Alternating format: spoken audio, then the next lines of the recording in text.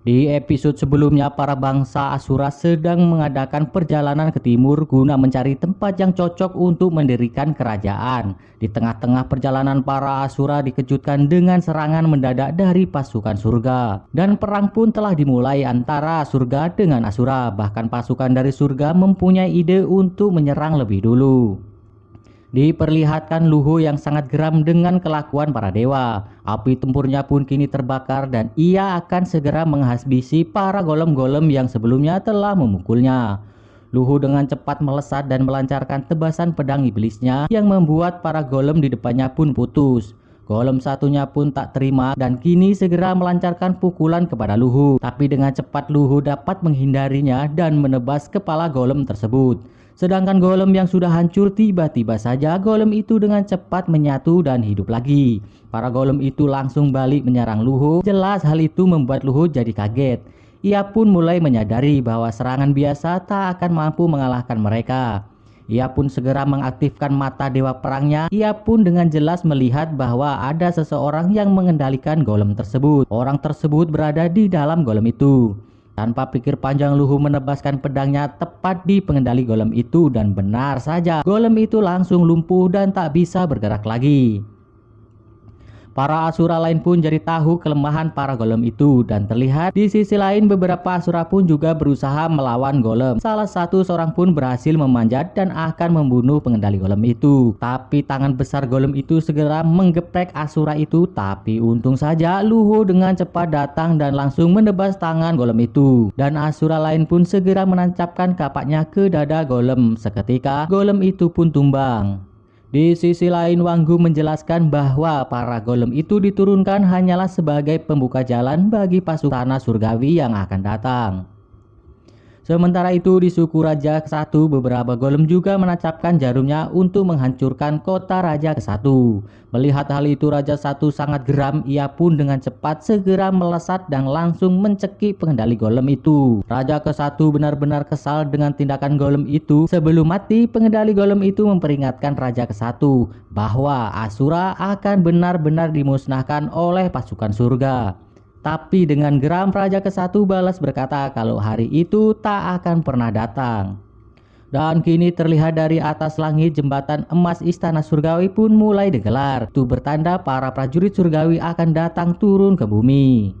Dan benar saja puluhan ribu prajurit surgawi pun berlarian ke bawah untuk memusnahkan para Asura.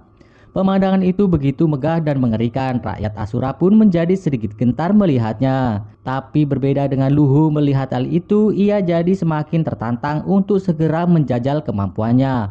Luhu pun dengan cepat melesat ke arah depan. Semangat dari Luhu itu membangkitkan keberanian seluruh pasukan Asura.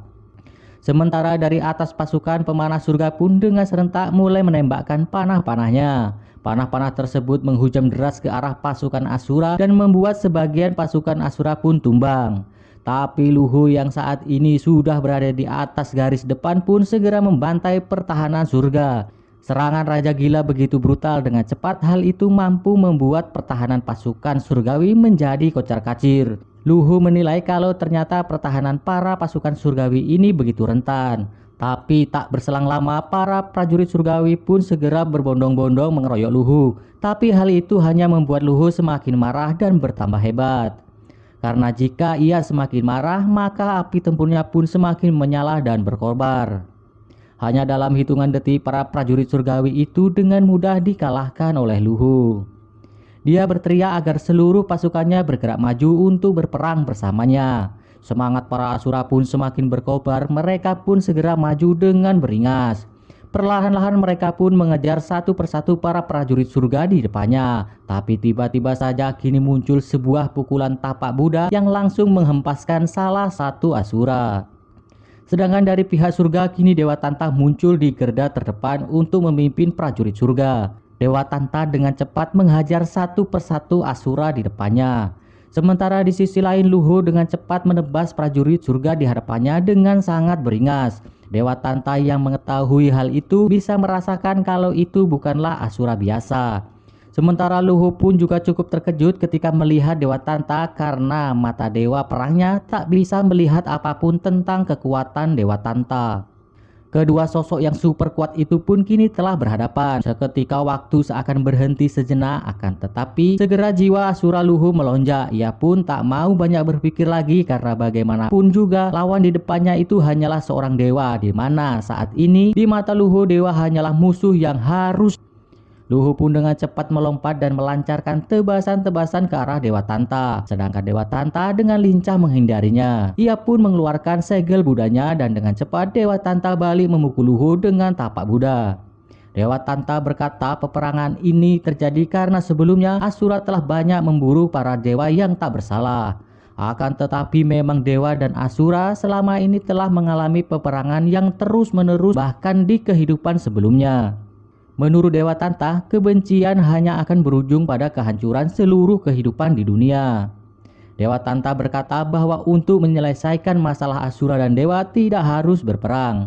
Ia pun bertanya apakah Raja Luhu pernah berpikir untuk mengubah situasi ini. Luhu pun jadi sangat terkejut mendengar perkataan Dewa Tanta karena itu sama persis seperti pemikiran sahabatnya yaitu Siu. Luhu kemudian berkata, semenjak dahulu kala dari zaman 99 hantu Asura, para dewalah yang telah mengusir Asura sehingga sekarang. Luhu pun tak mau mendengar dan banyak omong lagi karena di saat ini sudah bertekad akan dewa yang telah menganggapnya munafik. Mendengar itu Dewa Tanta pun tak punya pilihan lain kecuali bertempur. Ia pun mulai mengeluarkan kekuatan Budanya dan akan melakukan yang terbaik untuk menghadapi Luhu.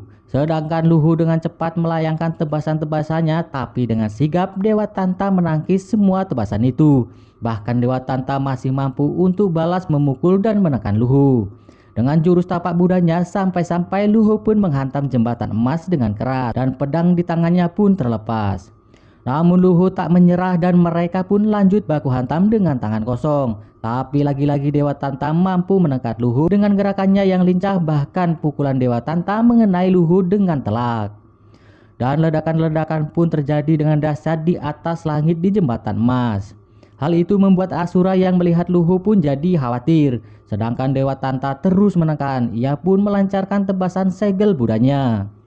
Melihat hal itu, Luhu dengan cepat mengambil pedangnya dan menangkis serangan Dewa Tanta tersebut. Di saat pertahanan Dewa Tanta terbuka, Luhu segera melakukan tebasan dengan brutal. Tebasan Luhu yang sangat keras mampu melemparkan Dewa Tanta hingga menghantam bumi dengan keras. Tak berhenti di situ saja, Luhu segera meluncur ke bawah dengan cepat. Menghadapi hal itu, Dewa Tanta pun dengan cepat mengeluarkan kekuatan bunga teratainya. Seketika kini muncul partikel teratai surgawi raksasa yang dengan deras menembaki Luhu. Akan tetapi Luhu pun dengan brutalnya mengayunkan pedangnya, bahkan semakin menggila dan terus merangsek dan menebas seluruh partikel teratai tersebut.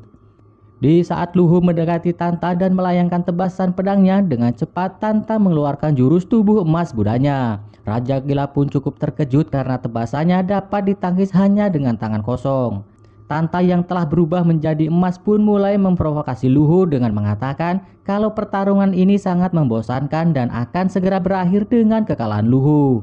Jelas Luhu tak terima dengan perkataan itu, ia pun segera meningkatkan energinya dengan deras dan langsung meluncur dengan pedang iblisnya.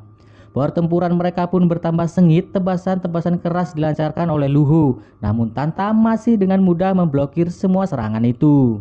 Sedangkan pukulan Tanta berkali-kali masuk dan menciderai Luhu, bahkan serangan Tanta semakin cepat. Tanta berhasil menghantam Luhu dengan tinju Buddha yang membuat Luhu meluncur deras jatuh ke bumi. Kali ini Luhu benar-benar merasakan kesakitan yang luar biasa seperti saat ia dulu dihajar oleh Liuji. Tapi jelas Luhu tak mau kalah begitu saja, bahkan ia pernah mengalami sesuatu yang lebih menyakitkan dari ini. Adrenalin Luhu meningkat dengan pesat. Kali ini dia dengan lantang menyuruh Tanta untuk mengeluarkan semua kemampuannya. Dengan energi yang meluap, Luhu pun segera melesat ke depan. Tanta pun tampak juga tak mau main-main lagi. Ia pun segera merubah tubuhnya menjadi Buddha emas raksasa. Dan Buddha itu segera melancarkan pukulan kuatnya yaitu tinju murka Buddha.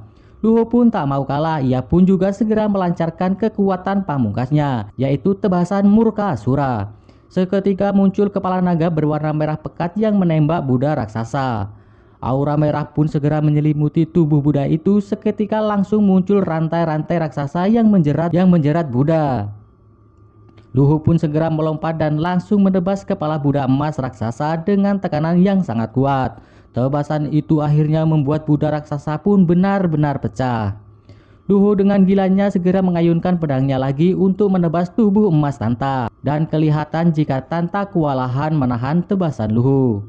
Tanta pun segera mengumpulkan tenaga dalamnya. Dengan cepat ia lesatkan ke arah Luhu. Luhu pun segera menyabetkan pedang iblisnya. Benturan dari kekuatan itu menimbulkan ledakan yang sangat dahsyat. Hal itu menjadi pusat perhatian bagi seluruh pasukan perang. Setelah ledakan itu, Tanta dan Luhu sudah tak berdaya dan terjun bebas dari udara. Dan tiba-tiba saja Raja Naga dengan cepat segera menangkap Tanta. Ia pun cukup terkejut dengan cedera yang dialami Tanta. Sementara tubuh Luhu kini jatuh ke tanah dengan sangat keras, membuat Huji pun sangat panik dan segera mendekati Luhu. Para Asura pun dengan cepat segera melancarkan tembakan panah kepada Raja Naga yang menangkap Tanta. Tapi dengan cepat Raja Naga segera membawa Tanta kembali ke istananya. Sin pun lalu beralih memperlihatkan seorang prajurit surga dengan tergopoh-gopoh melaporkan kepada Kaisar bahwa Dewa Tanta dan Luhu saat ini terluka sangat parah.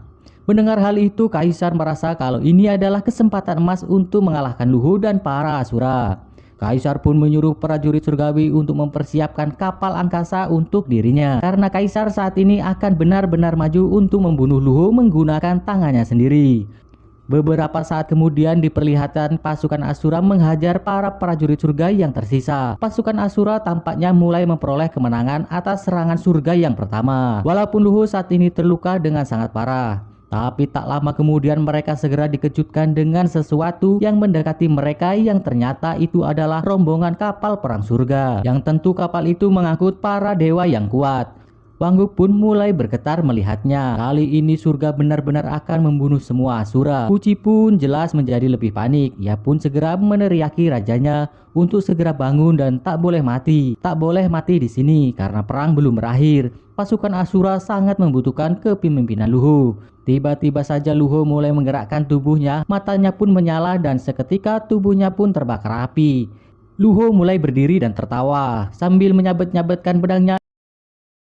Ia pun lalu mengangkat kepalanya ke atas dan berteriak dengan lantang kepada rombongan yang datang bahwa ia akan membunuh seluruh dewa dan Buddha di langit. Dan berakhirlah film Si Singji Asura Raja Gila. Terima kasih sudah mengikuti dari awal sampai akhir. Sampai jumpa di film Donghua lainnya.